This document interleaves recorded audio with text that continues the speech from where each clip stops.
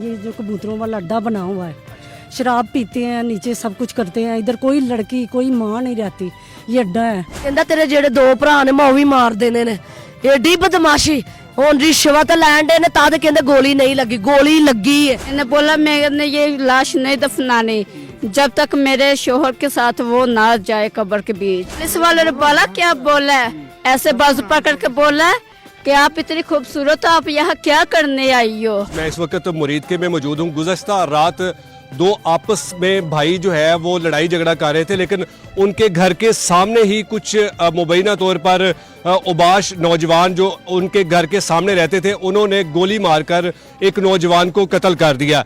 कत्ल होने वाला जो नौजवान है वो क्रिश्चियन कम्युनिटी से उसका ताल्लुक है और आज 25 दिसंबर है, आज उनकी ईद है। लेकिन इस खुशियों भरे घर में किस तरह से ये मातम जो है वो बिछा हुआ है। आप देख सकते हैं मेरे पीछे के मकतूल की जो मैयत है वो इस वक्त यहाँ पर पड़ी हुई है और उसके जो लवाहिकीन है वो सरापा एहतजाज है। इनसे बात करते हैं कि क्या मामला था और इनके इस नौजवान बेटे को क्यों कत्ल किया गया, इनकी किसके साथ लड़ाई थी और जो आपस में दोनों भाई झगड़ा कर रहे थे उसकी वजह क्या थी। इनसे बात करते हैं। ये नाज़रीन उनके लवाहिकीन है जिनका जो ये नौजवान है वो कत्ल हुआ है। क्या हुआ था ये मामला सारा, किस तरह से मर्डर हुआ आपका बच्चा? ਇਹਨਾਂ ਬਸ ਇੱਥੋਂ ਹੀ ਗੋਲੀ ਮਾਰੀ ਹੈ। ਹਾਂਜੀ ਗੋਲੀ ਭਰਾ ਲੜਨ ਡਏ ਨੇ, ਆਪੋ ਚ ਬਦਤਮੀਜ਼ੀ ਕਰਨ ਡਏ। ਉਹ ਆਂਦੇ ਤੁਸੀਂ ਮੁੜਨਾ ਕਿ ਨਹੀਂ, ਰੌਲਾ ਪਾਇਆ ਅਜੇ। ਉਹਨਾਂ ਦਾ ਮੈਂ ਫੈਲ ਬੇਟਾ ਸੀ ਜਿਹੜਾ ਕਤਲ ਹੋਇਆ? ਮੈਂ ਗੋਲੀ ਮਾਰ ਦੇਣੀ ਹੈ, ਆਂਦਾ ਮਾਰ ਦੇ। ਕੌਣ ਕਹਿੰਦਾ ਸੀ ਗੋਲੀ ਮਾਰ ਦੇਣੀ ਹੈ? ਜਿਹੜਾ ਮੁੰਡਾ ਇੱਥੇ। नहीं, मेरी बात सुने, दोनों भाई भाई लड़ाई कर रहे थे और उसने ऊपर से आवाज़ दी कि हमारी इधर बेटियां बैठी हुई हैं, आप पीछे हट जाइए। जो कबूतरों वाला अड्डा बना हुआ है, शराब पीते हैं, नीचे सब कुछ करते हैं। इधर कोई लड़की कोई माँ नहीं रहती, ये अड्डा है। इधर रहते हैं, उन्होंने बोला है कि आप पीछे हट जाए। ये कौन लोग हैं जो इधर बगैर फैमिली के साथ रहते हैं? ਬਲਾਲ ਸਿੱਖੂ, ਇਹ ਉਹਦਾ ਘਰ ਹੈ, ਉਹਨੇ ਖਰੀਦਿਆ ਤੇ ਇਹਨਾਂ ਲੁੰਡਿਆਂ ਨੂੰ ਦਿੱਤਾ ਸੀ। ਇਹਨਾਂ ਲੁੰਡਿਆਂ ਕੋ ਕਰਵਾਉਂਦਾ ਸੀ ਸਾਰਾ ਕੁਝ। ਫਿਰ ਉਹਨੇ ਕਿਹਾ ਹੈ ਕਿ ਤੂੰ ਪਿੱਛੇ, ਉਹਨੇ ਕਿਹਾ ਕਿ ਨਹੀਂ ਤੂੰ ਪਿੱਛੇ ਹੋਣਾ ਹੈ ਕਿ ਨਹੀਂ, ਕਹਿੰਦਾ ਮੈਂ ਨਹੀਂ ਹੋਣਾ। ਉਹਨੇ ਕਿਹਾ ਮੈਂ ਤਾਂ ਫੈਲ ਮਾਰ ਦੇਣਾ। ਮੇਰੇ ਭਰਾ ਨੇ ਕਿਹਾ ਮਾਰ ਦੇ।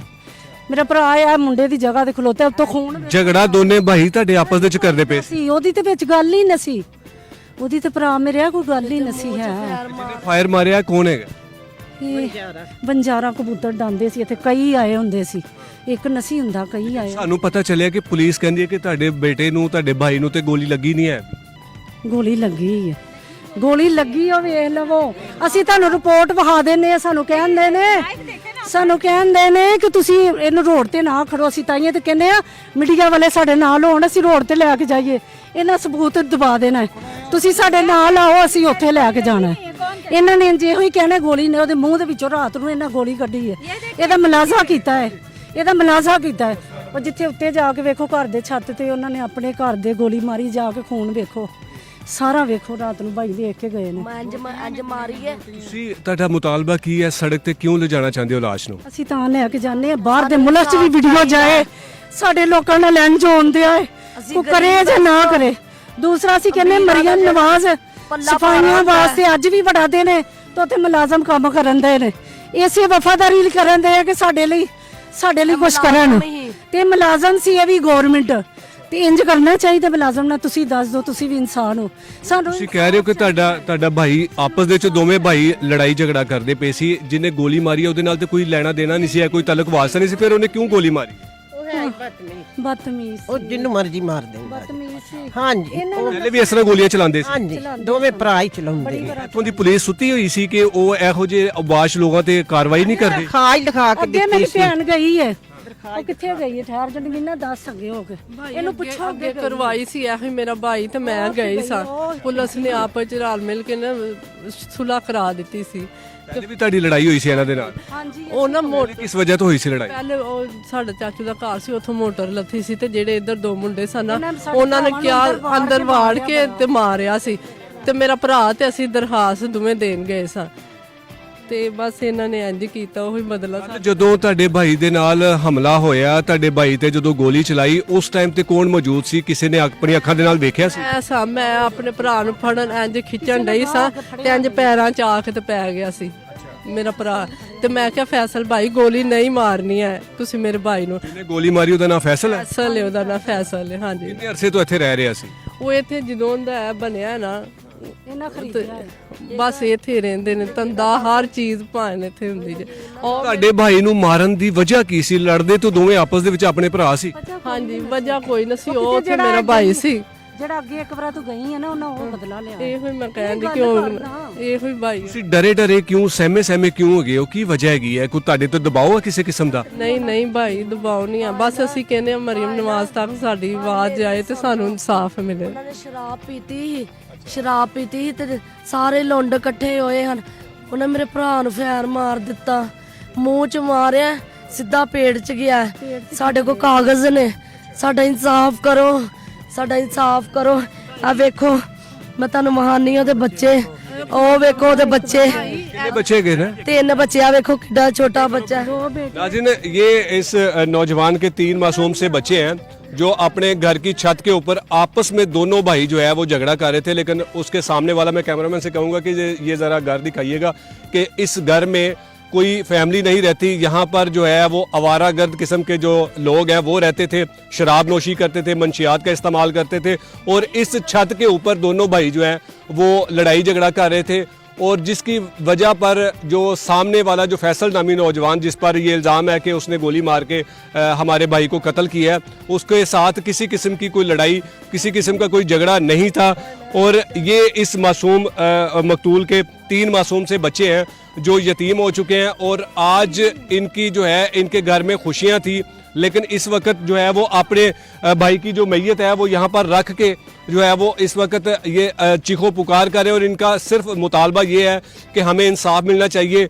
अब इनके ऊपर जो अजीबोगरीब किस्म की जो खबरें हैं वो दी जा रही हैं। पुलिस के मुताबिक हमें कुछ खबरें मिली हैं कि इस नौजवान को गोली नहीं लगी, बल्कि ये हादसाती तौर पर जो है इसकी हलाकत हुई है। अब इनके लवाहकीन ये कह रहे हैं कि इसके मुंह में जो है वो गोली मारी गई है। और फैसल नामी शख्स जिसने ये गोली मारी है, अब फैसल कहाँ पर है? क्या पुलिस ने उसको गिरफ्तार किया है या वो इस वाक़े के बाद फरार हो चुके हैं? मेरी बहन, आप क्या कहना चाहेंगी? मुझे बस मेरे बच्चों का इंसाफ चाहिए। मेरे शोहर को जिस तरह इन्होंने कातिल किया है ना, इसी तरह ये भी कातिल हो। मुझे बस वो कातिल चाहिए। मैं अपने शोहर के साथ तब उसको दफनाऊंगी जब वो मौजूद हो कि यहाँ उसके साथ इनको दफनाऊंगी मैं। पकड़ा गया है वो मुलजम जिसने गोली मारी है? पुलिस वालों ने टाइम मांगा 24 घंटों का। अच्छा। 24 घंटों का, लेकिन मैंने टाइम दिया। मैंने बोला मैंने ये लाश नहीं दफनानी जब तक मेरे शोहर के साथ वो ना जाए कब्र के बीच। मैंने इंसाफ चाहिए बस। आपकी इनके साथ कोई रंजिश थी, कोई लड़ाई झगड़ा था? जी नहीं भाई, मेरे साथ नहीं। वो इधर जो दरखास्त दी, सामने हमारे कमरे थे, बैठते उठते थे, सामने हमारे अड्डा लगाया हुआ था। इन्होंने किस चीज का अड्डा लगाया हुआ है? कबूतरों का, नशाबाजी का, लूट पार्टियों का। जो अभी आप लोगों ने इनके खिलाफ कोई थाने में शिकायत नहीं की थी? सर की थी, ये मेरी बहन गई थी। पुलिस वालों ने बोला क्या बोला है, ऐसे बाजू पकड़ के बोला है कि आप इतनी खूबसूरत हो, आप यहाँ क्या करने आई हो। किसको कहते हैं? इसको कहते हैं मेरी बहन को। पुलिस वाले ने बोला है कि कौन से पुलिस के कौन से थाने की पुलिस थी? सदर थाने की। उसने बोला आप इतने खूबसूरत हो, आप इस थाने में क्या कर रही हो। मरियम साहिबा, ये थाना सदर मुरीदके का कोई पहला वाकया नहीं है जहां पर खवातीन के साथ आपके पुलिस एहलकार जो बावर्दी पुलिस अफसरान हैं वो इस तरह का रवैया इस्तेमाल करते हैं। मैं इससे पहले भी एक मासूम सी बच्ची के साथ जो है वो थाने के अंदर उसको हरासा किया गया, उसके साथ ज़बरदस्ती करने की कोशिश की गई। लेकिन वो आज भी जो पुलिस अफसर है वो उसी थाने में विराजमान है, क्योंकि इनके खिलाफ कोई कानून हरकत में आता नहीं है। ना कोई यहाँ का MPA, ना कोई MNA ऐसे करप्ट एहलकारों के खिलाफ कोई कार्रवाई करने के लिए किसी भी किस्म की कोई जो है वो कार्रवाई नहीं करते।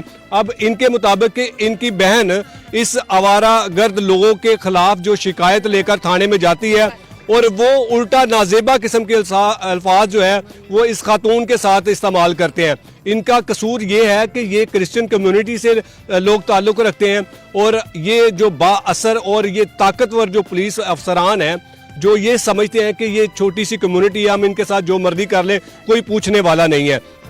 आज इनका नौजवान जो भाई है, 3 बच्चों का बाप, ये उसकी मैयत पड़ी हुई है और अब इनको जो है वो डराया जा रहा है, अब इनको धमकाया जा रहा है, क्योंकि इस इलाके में काफ़ी ज़्यादा पुलिस के जो नफरी है वो मौजूद है। लेकिन वो जो मुलजिम है जिसने अपने घर से सीधी गोली चलाई और 3 बच्चों को यतीम कर दिया, वो फरार हो चुका है। उसको पकड़ने के बजाय वो इन लोगों पर दबाव डाल रहे हैं कि आपने किसी किस्म का एहतजाज नहीं करना। गरीब इंसान के पास सिर्फ सड़क पर आके रोने धोने के अलावा कोई और चारा नहीं होता, क्योंकि उन्हें यह लगता है कि हम अगर अपने प्यारे की मैयत सड़क पर रखेंगे तो हमें इंसाफ मिलेगा। ये इनका इंसाफ लेना हक है और इनका ये जायज मुतालबा है कि हमारे बच्चे को कत्ल करने वाला जो मुलजिम है, जिसके बारे में बताया जा रहा है कि अरसे से यहाँ पर जो है ये 2 नंबर किस्म का काम करते थे, मंशियात का इस्तेमाल खुलेआम होता था, लेकिन उनके खिलाफ किसी किस्म की कोई कार्रवाई नहीं हुई। यहाँ की मुकामी पुलिस जो है वो बारी नफरी में मौजूद है और इनको इसीलिए जो है वो दबाया जा रहा है, क्योंकि आज 25 दिसंबर है, आज इस कम्युनिटी का खुशियों का दिन है, खुशियों का त्यौहार है। कहीं ये लोग सड़क पर आके इस मामले को, इस इशू को जो है वो हाईलाइट ना कर दें और फिर इस पुलिस अफसरान को, मुरीद के की जो पुलिस है, इनको जो है वो जवाब न देना पड़ जाए। लेकिन जवाब तो इनको देना पड़ेगा। एक नाहक बेगुनाह शख्स का जो कत्ल हुआ है और फिर उस कत्ल को छुपाने के लिए जो अजीबो गरीब किस्म की खबरें चलवाई जा रही हैं कि इसे गोली नहीं लगी। मैं आपको दिखा नहीं सकता उस नौजवान का चेहरा, क्योंकि उसके मुंह में गोली लगी हुई है, क्योंकि कुछ रिस्ट्रिक्शन होती है कि हम वो ऐसी चीज़ें नहीं दिखा सकते। लेकिन इसका पोस्टमार्टम हुआ है और इसका पोस्टमार्टम में ये बताया गया कि इस शख्स को गोली लगी है और गोली मारने वाला जो शख्स है वो इस घर में रहने वाला है। अरसे से ये लोग यहाँ पर रहते थे और असले का इस्तेमाल करते थे, मंशियात का इस्तेमाल करते थे, लेकिन पुलिस ने किसी किस्म की कोई कार्रवाई नहीं की। अब अजीबो गरीब किस्म की जो पुलिस की जो कार्रवाइयाँ हैं, जब ये लोग पुलिस के पास शिकायत लेकर जाते हैं तो आगे से पुलिस अफसरान जिनकी ये जिम्मेदारी है कि ऐसे अनासर के खिलाफ कार्रवाई करना, वो इन्हीं खवातीन को हरासा करते हैं, वो इन्हीं खवातीन के बारे में नाजेबा गुफ्तगू करते हैं। और इस तरह की गुफ्तगू करने का पुलिस अफसरान का ये मकसद होता है कि कोई हमारे पास जायज़ किस्म की शिकायत लेकर ना आए। अगर ये वीडियो शेखोपुरा की पुलिस, मुरीदके की पुलिस और मुरीदके के बड़े अफसरान और यहाँ के जो सियासी रहनुमा हैं वो सुन रहे हैं तो गुजारिश है उनसे कि खुदारा इस गरीब ख़ानदान को इंसाफ दें। इनका किसी किस्म का कोई जुर्म नहीं था, ये लड़ाई झगड़ा कर रहे थे तो आपस में कर रहे थे। किसी को क्या इख्तियार है कि वो बंदा गोली चला के एक इंसान को कत्ल कर दे? क्या कहना चाहेंगे आप? वो हमें दिखाए, इनका ना प्रूफ जो है ना वकील करा के हमें दे, फिर हमें पता चलेगा ये क्या क्या इसमें डाला है। अब आप लोग क्या चाहते हैं, क्या होना चाहिए? सामने ਭਾਵੇਂ ਨਾ ਕੋ ਧਮਕੀਆਂ ਲਾਉਂਦੇ, ਕਹਿੰਦੇ ਜਿਹੜੇ 2 ਤੁਹਾਡੇ ਭਰਾ ਨੇ ਉਹ ਵੀ ਅਸੀਂ ਮਾਰ ਦੇਣੇ ਨੇ। कौन धमकियां लगांदा है? ਹਨੀਆ ਨਾਂ ਦਾ ਮੁੰਡਾ ਹੈ, ਰਾਤੀ ਇੱਥੋਂ ਗਲੇ ਤੋਂ ਫੜ ਲਿਆ। ਹੁਣ ਜਦੋਂ ਪੁਲਿਸ ਆਈ ਹੈ ਤੇ ਕੀ ਕਹਿੰਦੀ ਹੈ ਤੁਹਾਨੂੰ? ਉਹ ਕਹਿੰਦੇ ਅਸੀਂ ਉਹਨੂੰ ਫੜਾਂਗੇ, ਉਹਨੂੰ ਪਤਾ ਨਹੀਂ ਫੜਦੇ, ਉਹ ਪੈਸੇ ਦੇਂਦੇ ਨੇ ਇਹਨਾਂ ਨੂੰ, ਉਹ ਤਾਂ ਕਹਿੰਦੇ ਗੋਲੀ ਲੱਗੀ ਹੀ ਨਹੀਂ। ਸਰ नहीं गलत जड़ी ਗਲਤ ਨਹੀਂ, ਗਲਤ ਨਹੀਂ, ਗੋਲੀ ਲੱਗੀ ਏ। ਇਹ ਰਿਸ਼ਵਤ ਦੇਣ ਦੇ, ਤੂੰ ਸਾਡੀ ਹੋ ਕੇ ਸਾਡਾ ਸਾਥ ਨਹੀਂ ਦੇਣ ਡਈ। ਪਾਣ ਉਹ ਵੇਖੋ ਗੋਲੀ ਲੱਗੀ, ਠੀਕ ਹੈ। ਅੱਗੋਂ ਮੇਰਾ ਗਲਮਾ ਫੜਿਆ ਉਹਨੇ, ਕਹਿੰਦਾ ਗਲਮਾ ਫੜਿਆ ਤੁਹਾਡਾ? ਜਿਹੜਾ ਕੋਠੀ ਦੇ ਵਿੱਚ ਹਨੀਆਂ ਨਾਂ ਦਾ ਮੁੰਡਾ ਹੈ। ਅੱਗੋਂ ਕਹਿੰਦਾ ਤੇਰੇ ਜਿਹੜੇ 2 ਭਰਾ ਨੇ ਮੈਂ ਉਹ ਵੀ ਮਾਰ ਦੇਣੇ ਨੇ। ਏਡੀ ਬਦਮਾਸ਼ੀ। ਹੁਣ ਰਿਸ਼ਵਤ ਲੈਣ ਦੇ ਨੇ ਤਾਂ ਕਹਿੰਦੇ ਗੋਲੀ ਨਹੀਂ ਲੱਗੀ, ਗੋਲੀ ਲੱਗੀ ਹੈ। ਅਸੀਂ ਕਾਗਜ਼ ਵਹਾ ਦੇਣੇ, ਅਸੀਂ ਉੱਤੇ ਸਬੂਤ ਵਹਾ ਦੇਣੇ। ਤੁਹਾਨੂੰ ਮਰੀਮ ਨਵਾਜ਼ ਸਾਹਿਬਾ ਵੀ ਸੁਣਦੀ ਪਈ ਹੈ ਔਰ ਆਈਜੀ ਪੰਜਾਬ ਸਾਹਿਬ ਵੀ ਸੁਣਦੇ ਪਏ ਨੇ, ਉਹਨਾਂ ਨੂੰ ਕੀ ਮੁਤਾਲਬਾ ਕਰੋਗੇ ਕਿ ਕੀ ਚਾਹੁੰਦੇ ਹੋ ਤੁਹਾਨੂੰ ਇਨਸਾਫ ਕਿਵੇਂ ਮਿਲਣਾ ਚਾਹੀਦਾ? ਸਾਨੂੰ ਮੰਜੀ ਜਿਹੜੀ ਹੈ ਨਾ ਰੋਡ ਤੇ ਖੜਨ ਦੋ। ਕਿਉਂ ਲੈ ਕੇ ਜਾਣਾ ਚਾਹੁੰਦੇ ਹੋ ਮੰਜੀ ਤੁਸੀਂ? ਇਹ ਪੁਲਿਸ ਵਾਲੇ ਕੋਈ ਇਨਸਾਫ ਨਹੀਂ ਹੈ। ਤੁਹਾਨੂੰ ਖਦਸ਼ਾ ਹੈ ਕਿ ਤੁਹਾਨੂੰ ਇਨਸਾਫ ਨਹੀਂ ਮਿਲੇਗਾ, ਉਹ ਕਾਤਲ ਨਹੀਂ ਫੜਿਆ ਜਾਏਗਾ ਵੀ? ਸਾਨੂੰ ਪਤਾ ਹੈ ਉਹ ਪਿੱਛੋਂ ਪੈਸਾ ਘੱਲ ਕੇ ਨਾ ਕੰਮ ਨਿਬੇੜ ਦੇਗਾ। ਕੌਣ ਪੈਸਾ ਘੱਲੇਗਾ? ਕੋਈ ਐਡੇ ਤਾਕਤਵਰ ਲੋਕ ਹੈਗੇ ਨੇ? ਹਾਂ ਇਹ ਬਾਹਰ ਗਿਆ, ਇਹ ਬਾਹਰ ਗਿਆ। ਉਹਨੇ ਕਿਹਾ ਮੈਂ ਪੈਸਾ ਲਾ ਕੇ ਤੇ ਕੰਮ ਨਿਬੇੜਾਂਗਾ। ਜਿਹੜਾ ਫੈਸਲ ਜਿਹਨੇ ਗੋਲੀ ਮਾਰੀ ਹੈ ਕੌਣ ਹੈਗਾ? ਬਾਜੀ ਜਿਹੜਾ ਫੈਸਲ ਹੈਗਾ, ਮੇਰੀ ਗੱਲ ਸੁਣੋ, ਜਿਹੜਾ ਫੈਸਲ ਹੈਗਾ ਇਹ ਕੌਣ ਹੈਗਾ? ਫੈਸਲ ਵੰਜਾਰਾ, ਉਹਨੇ ਮੇਰੇ ਭਰਾ ਨੂੰ ਮਾਰਿਆ। ਫੈਸਲ ਇੱਥੇ ਕਿਰਾਏ ਤੇ ਰਹਿੰਦਾ ਸੀ, ਉਹਦਾ ਆਪਣਾ ਘਰ ਹੈਗਾ ਸੀ? ਨਹੀਂ ਆਂਦਾ ਸੀ ਸਰ ਜੀ, ਸਿਰਫ ਵਕਤੀ ਦੌਰ ਲਈ ਆਂਦਾ ਸੀ, ਕੰਮ ਕਰਦਾ ਸੀ, ਚਲੇ ਜਾਂਦਾ ਸੀ। उधर डेली का काम है सिर्फ मरियम नवाज ਇੱਥੇ ਆਂਦੀ ਸੀ ਜੇ ਫੈਸਲ ਭਾਈ ਨਾਲ ਹੱਸ ਕੇ ਗੱਲਾਂ ਕਰਨੀਆਂ ਨੇ ਪੁਲਿਸ ਨੇ ਸ਼ਰਾਬ ਦੇ ਅੰਜ ਸਰੇਆਮ ਕਿਸੇ ਦਾ ਡਰ ਨਹੀਂ ਕਿਸੇ ਇਸ ਵਾਕਿਏ ਤੋਂ ਬਾਅਦ ਜਦੋਂ ਤੁਹਾਡਾ ਭਾਈ ਕਤਲ ਹੋ ਗਿਆ ਤੇ ਉਸ ਤੋਂ ਬਾਅਦ ਪੁਲਿਸ ਨੇ ਕੀ ਕਾਰਵਾਈ ਕੀਤੀ ਹੈ? ਕਿਸੇ ਨੂੰ ਗ੍ਰਿਫਤਾਰ ਕੀਤਾ ਹੈ? 2 ਬੰਦਿਆਂ ਨੂੰ ਕੀਤਾ ਹੈ ਕੌਣ ਹੈਗੇ ਨੇ ਜਿਹੜੇ 2 ਗ੍ਰਿਫਤਾਰ ਕੀਤੇ? ਨੇ ਤੇ ਜਿੰਨੇ ਗੋਲੀ ਮਾਰੀ ਉਹਨਾਂ ਦਾ ਹਲੇ ਕੋਈ ਵੀ ਨਹੀਂ, ਉਹ ਸਾਰੇ ਹੀ ਫਰਾਰ ਨੇ। जी नाज़रीन, आपने ये सारी कहानी सुनी है कि किस तरह से एक नौजवान को उसके घर की छत के ऊपर कत्ल किया और कत्ल करने वाला जो मुलजिम है वो इस वक्त फरार है। उसको पुलिस गिरफ्तार करने में अभी कामयाब नहीं हो सकी। मुबैना तौर पर 2 उनके जो लवाहिकीन हैं उनको गिरफ्तार कर लिया है, लेकिन इनका मुतालबा ये है कि हमारे बेगुनाह भाई के जो कातिल हैं उनको फौरी गिरफ्तार किया जाए और हमें इंसाफ दिया जाए। इजाज़त चाहूँगा, अल्लाह निगहबान।